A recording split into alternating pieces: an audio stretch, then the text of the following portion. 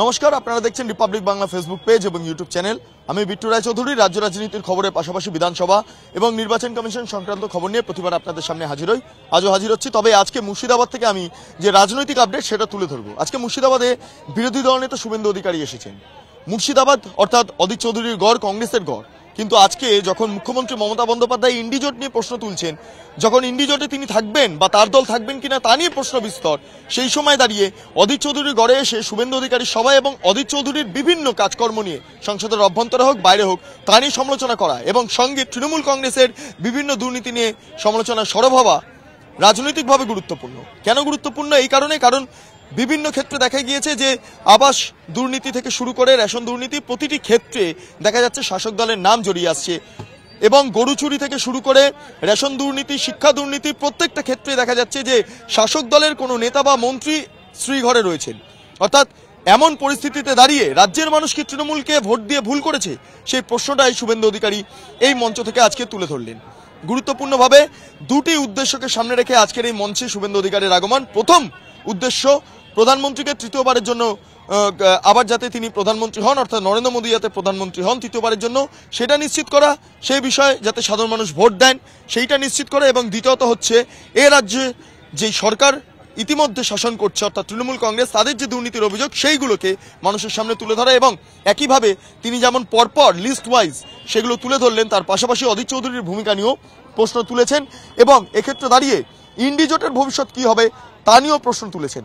প্রথম থেকেই শুভেন্দু অধিকারী বলে আসছেন ইন্ডিজোটের কোনো ভবিষ্যৎ নেই। একের পর এক দেখা যাচ্ছে বিভিন্ন স্থানীয় দল বা বিভিন্ন রাজ্য পার্টিগুলো সেগুলো ধীরে ধীরে ইন্ডিজোটের থেকে তাদের ভরসা হারাচ্ছে এবং আজকে মুখ্যমন্ত্রীর বক্তব্য রাজনৈতিকভাবে একটা গুরুত্বপূর্ণ ভূমিকা পালন করছে। এখন দেখার বিষয় যে এই চত্বরে যখন দেখা যাচ্ছে যে রাহুল গান্ধী তিনি এ রাজ্যে আসছেন, যখন দেখা যাচ্ছে যে মুখ্যমন্ত্রী কার্যত রাহুল গান্ধীর বা কংগ্রেসের বিরুদ্ধে কার্যত সরব হচ্ছেন, সেই সময় দাঁড়িয়ে বিজেপির, কংগ্রেস, তার পাশাপাশি সিপিএম, অন্যদিকে দাঁড়িয়ে তৃণমূল কংগ্রেসের বিরুদ্ধে যেভাবে একের পর এক স্লোগান তুলছে, একের পর এক বক্তব্য পেশ করছে, তাতে করে বলা যেতে পারে যে লোকসভা নির্বাচন রীতিমতো হাড্ডাহাড্ডি হতে চলেছে। কারণ ইতিমধ্যে বামেদের কংগ্রেসের সঙ্গে, তার পাশাপাশি মমতা বন্দ্যোপাধ্যায়, অভিষেক বন্দ্যোপাধ্যায়ের সঙ্গে একই মঞ্চে থাকাটাকে ভালোভাবে মেনে নিতে পারছে না বামেদের একাংশই, এবং এক্ষেত্রে দাঁড়িয়ে বিজেপি সেটাকেও কার্যত হাতিয়ার করছে।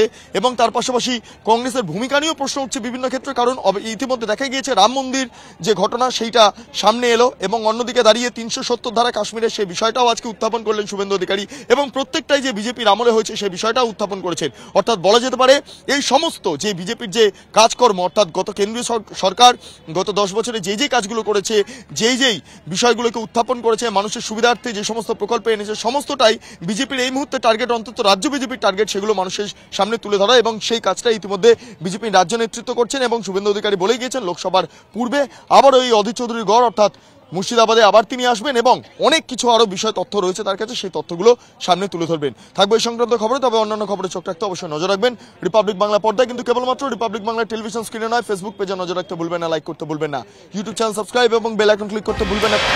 নানা ধরনের কন্টেন্ট দেখার জন্য লাইক করুন, শেয়ার করুন আমাদের ফেসবুক পেজ, সাবস্ক্রাইব করুন আমাদের ইউটিউব চ্যানেল। পাশাপাশি অন্যান্য ব্রেকিং নিউজের জন্য অবশ্যই চোখ রাখুন রিপাবলিক বাংলায়।